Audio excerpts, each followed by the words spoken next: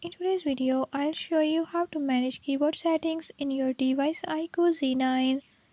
In this video, I'm gonna tell you how you can do it. If you don't want to miss what's coming up, hit the subscribe button and ring the notification bell.